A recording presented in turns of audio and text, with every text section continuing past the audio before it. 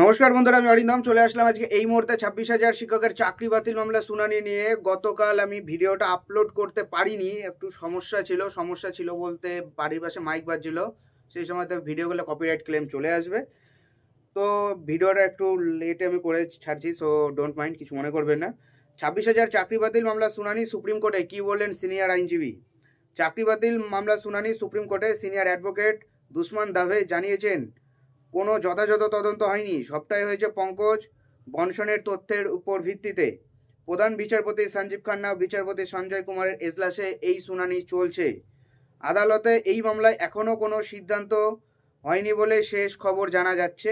এর আগে মামলায় প্রধান বিচারপতি তাৎপর্যপূর্ণ মন্তব্য ছিল, ডাল মে তো কুচ কালা হ্যায়, ইয়ে সব কুচ কালা হ্যায়, অর্থাৎ কেবলমাত্র অংশগতির অংশটুকুই নয়, কার্য গোটা তালিকা নিয়ে সন্দেহ প্রকাশ করলেন বিচারপতি। এমনটাই মনে করা হচ্ছে। তবে এবার এই মামলার বিস্তারিত তদন্ত দরকার বলেও মনে করছেন সর্বোচ্চ আদালত। এদিকে 2016 সালে পুরো প্যানেলটাই বাতিল হবে নাকি কেবল অবৈধ চাকরি প্রাপকদের চাকরি বাতিল হবে, এই প্রশ্ন বিগত দিনে উঠেছিল কলকাতা হাইকোর্টে। সুপ্রিম কোর্টেও সেই প্রশ্ন উঠেছিল অতীতে। বিগত দিনে মধ্যশিক্ষা পর্ষদের আইনজীবী জানিয়েছিলেন, এখন তারা চাকরি বাতিলের থেকেও বেশি চিন্তিত বাংলার শিক্ষা ব্যবস্থা নিয়ে। কারণ এত মানুষের চাকরি একসঙ্গে চলে গেলে শিক্ষা পরিকাঠামো ভেঙে পড়তে পারে। কার্যত বিপুল সংখ্যক শিক্ষকের চাকরি চলে গেলে স্কুল চালাতে গিয়ে শিক্ষা দপ্তরের সমস্যায় পড়বে। সমস্যা তো অবশ্যই পড়বে। রাজ্যে কোনো নিয়োগ নেই, কিছু নেই, 2 নম্বরই করে সব চাকরি হচ্ছে, সমস্যা তো পড়বেই, স্বাভাবিক।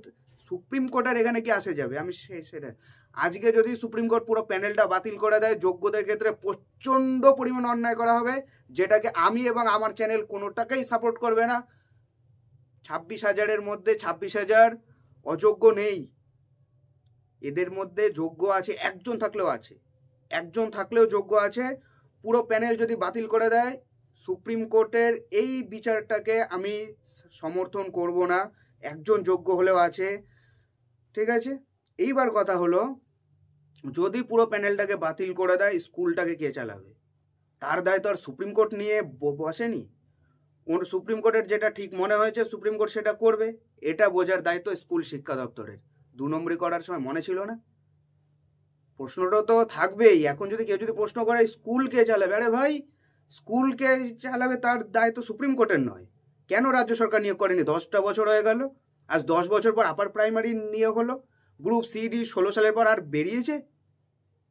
আপনারা বলুন, বেরোয়নি। অর্থাৎ তার দায়টা সুপ্রিম কোর্টের নয়, রাজ্য সরকারের নেওয়া উচিত। এতদিন ধরে কি হলো? কোনো রিক্রুটমেন্ট নেই, কিছু নেই। ওই 26,000 শিক্ষকের চাকরি বাতিল হয়েছিল, সেটা 2016 সাল, আবার 2016 সালে আপার প্রাইমারি হয়েছিল, সেটা নেই। এক ভাঙা কুলো নিয়ে হলো গিয়ে চালুনির মতন চেলেই যাচ্ছে। নতুন নিয়োগ তো করেনি। এখন স্কুল শিক্ষা দপ্তরের এটা মাথায় আসছে, কেস ঘুরে যাবে। 27 তারিখ খেলা আছে, কেস যে কোনো সময়তে ঘুরে যেতে পারে। পুরো প্যানেলটা বাতিল হলেও কিন্তু হতে পারে, যদি সরকার সাপোর্ট না করে সুপ্রিম কোর্টকে, তাহলেই প্যানেল বাতিল হবে। আদারওয়াইজ কিন্তু প্যানেল আমার মনে হয় না বাঁচিয়ে রাখা সম্ভব। যোগ্য অযোগ্যতা আলাদা করতে পারবে। পর্ষদের তো কোনোটাই তো কাজে দিচ্ছে না, যা দিয়েছে সবগুলো ভুয়ো, কিছুই নেই। স্ক্যান কপি যেগুলো দিয়েছে তার পর্ষদের সাথে মিলছে না, সিবিআই একরকম দিয়ে দিচ্ছে, জানি না। নমস্কার, দেখা হচ্ছে পরের ভিডিওতে, ভালো থাকবেন সবাই।